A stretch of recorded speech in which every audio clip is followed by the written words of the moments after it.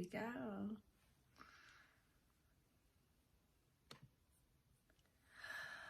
Yo, yo, yo, welcome to the show. Welcome to episode 8 of the Social Sunshine Podcast. I am your host, Brittany Crossan. I'm so happy you're here. I'm loving doing this podcast for you guys. I hope you're getting tons of great value out of it. I should first say, we're still in the middle of the holiday season. I love it. I love the holidays. I am obsessed. Total cliche, like, give me all of the great Christmas movies and all the cheesy stuff. I want food, I want drinks, I want cookies, I want things to be sparkly and red, like the whole shebang. I absolutely love it. It's such a fun time. I hope that you have been having a really great holiday season, and it's also the end of the year. I mean, what the hell, you guys? Not only the end of the year, but the end of the decade. And it's going to be 2020, and it's exciting. I'm excited. I'm really, really excited about it. So this episode is actually just me and you. I don't have a guest this time because I just wanted to do a quick episode that would help you start putting together a bit of a social media strategy for 2020. I have kind of like a little list of some tips and some things that should be really helpful and make sure you kind of have everything lined up. So that's what I want to do with you today. And let's go ahead and get started. So the first thing I want to talk about and suggest to you is to make sure and have your Fab Four figured out. So if you haven't listened to episode 2, which is where I break down the Fab Four, my method for personal branding on social media, definitely go back and listen to episode 2 because, you know, I really just get detailed, and that's what that whole episode is about. But just to give you a brief idea of what I'm talking about, it's about personal branding. So if you are or you want to be the face of your business, your brand, your blog, your whatever you've got going on that you're going to be on social media for, if you're the face of it and you're going to be showing up, your lovely face, then you need to lay a solid foundation for a personal brand. You need to prioritize that and let your audience get to know you and trust you and like you and all that stuff. So that's what the Fab Four is all about. You're basically choosing 4 things or topics or whatever that you're going to share about on social media, and that's it, nothing else. Well, it could be 3 or 4. You're not going to share about anything else. That's it. You're going to rotate those things in your social media posts over and over and over and over and over.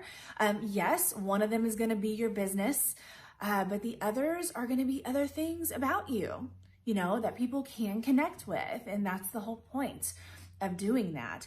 And you're staying focused by only having 3 or 4 things. And because, you know, look, everybody's busy and they got a lot of shit going on in their lives. And like you have to share something over and over and over and over and over. First of all, sometimes just for someone to even notice it, because sometimes it takes a while, and for people to remember.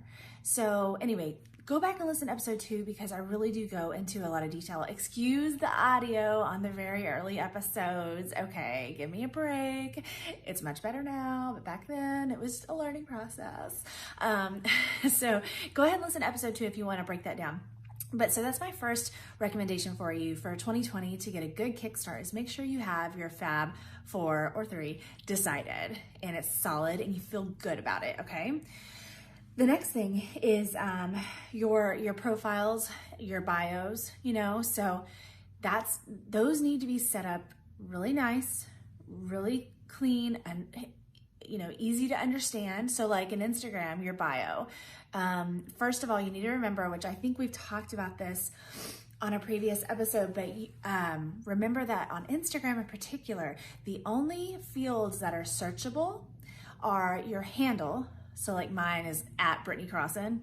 So that is searchable, and then the name field in your bio.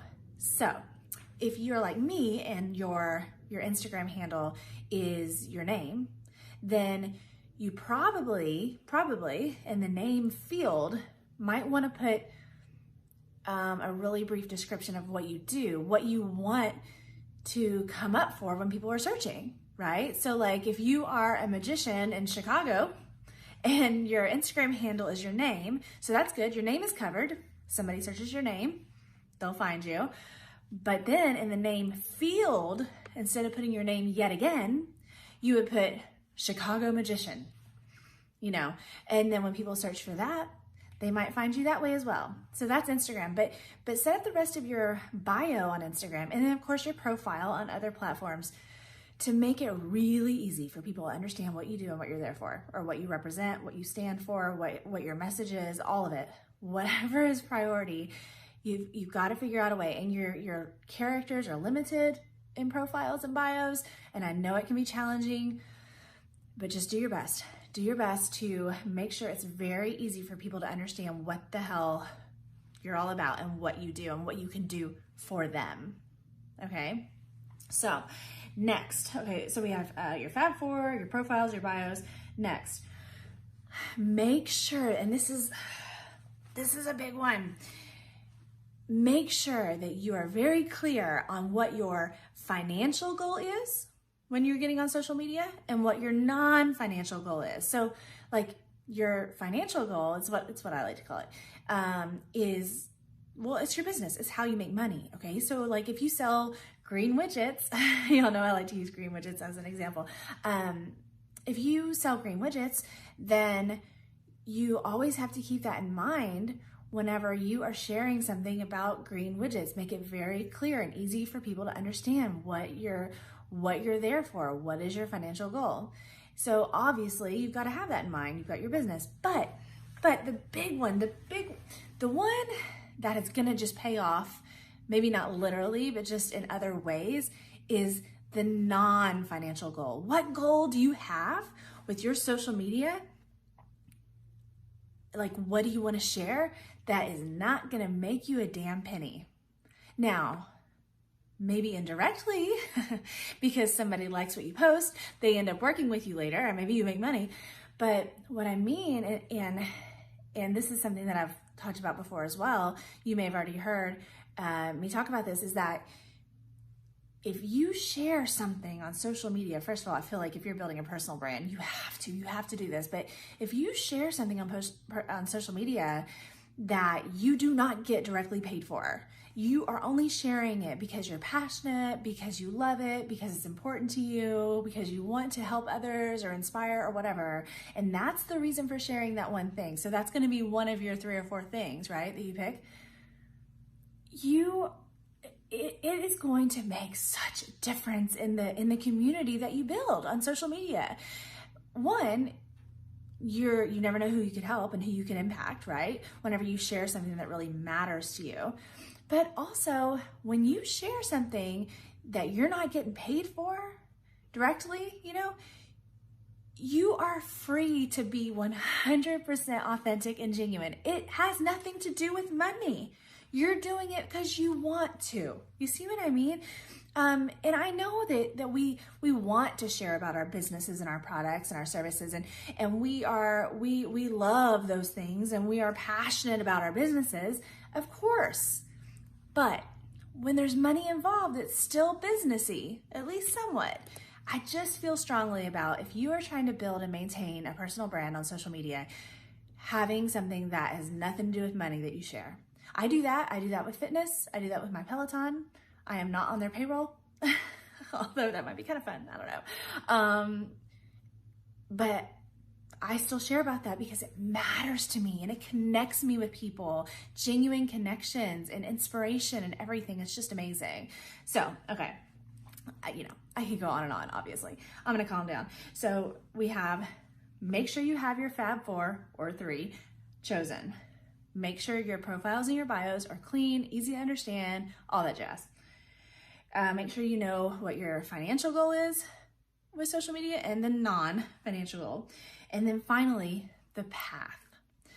What I mean by path is you have to provide a path for customers, potential customers, clients, whomever, to follow, to be able to work with you or to buy your stuff.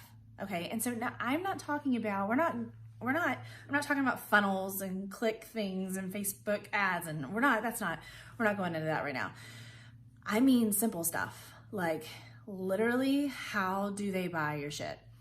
Like, I mean, I know that might sound obvious to some of you, but I have seen some things where I'm like, I mean, I might buy your stuff, but I'm clicking on this, I don't understand, how do I get there, blah, blah, blah, whatever, right? So make that path easy, as easy as you can. There are all kinds of ways that you can do that. On Instagram, if you want, you can use Linktree. I use Linktree. It's Link tree, TRE. It's a free and easy way that you can make it to where the link in your bio on Instagram, when somebody clicks it, they have options. Like, you can have like 5 different places they could go, like your online store, your Etsy shop, your sign up form, your, all your stuff. That's how you can do that. And then on Facebook, it's very easy to make sure there's a link, to your website or whatever, as well as most platforms. But you have to make sure that path is clear, because if there's too much resistance, or if it's too complicated, or they have to like jump through hoops and stuff, I just feel like the odds of that person buying from you are much lower. Okay, so make it easy. And it doesn't mean you have to just, blast your exact, prices and everything all over the place all the time. That's not what I mean. I just mean make it very easy for them to either get to your products, get to your services, or get to you to talk about your products and services. Make sure that path is clear when somebody's on social media. Don't make it hard for them, because I'm telling you, people are busy and a little lazy, and they're just gonna scroll on by if it's too hard. All right, that's it. I mean, that's it for now. There's plenty more we could always do with our social media, but I feel like those are some really good, basic, solid things that all of us, even those of you that think you got all your shit together, just check it out. Just check yourself every once in a while, right? We all should check ourselves just to make sure everything's cool and it's jiving. There's nothing wrong with refreshing things. So let's go over this real quick. Ready? Here we go. To start off 2020 with a bang with your social media, make sure you have all these things lined up. Your Fab Four or 3. I say that on purpose because 3 is totally cool, but don't make it more than 4, please, please. Your Fab Four, make sure your profiles and your bios are all clean and all set up. Make sure you know what your financial goal is, what you're trying to sell, and what you're not trying to sell, what you're going to be sharing that does not make you money, and you should do that. And then your path, the path that you want people to take to reach you, or to reach your products, or to reach your services. That's it. That's it. I'm telling you, get all those things nice and clear and solid. And that right there is a great foundation for social media success in 2020. And we're going to talk about tons more stuff in 2020. I am super stoked about that. I have some really cool guests coming up. Really soon, actually, I have a copywriter that is going to give us all sorts of great tips and knowledge about writing your captions in social media, because that's, easier said than done, doing that really well. So he's going to talk with us about that soon. I'm even going to have some very special guests, my kids, on an upcoming episode. That should be interesting. We're going to talk about YouTube Kids and maybe get some answers from some children about those damn playing and unboxing videos they watch, right? And I've got a Pinterest expert coming up. I mean, just so much good stuff, you guys. So 2020 is going to be an amazing ride, and I'm super stoked to do it with you. Thank you so much for listening. I'm going to cut this. I'm gonna shush because we need to get back to our holiday celebrations, and I'll talk to you guys after the new year. Have a good one. Thanks.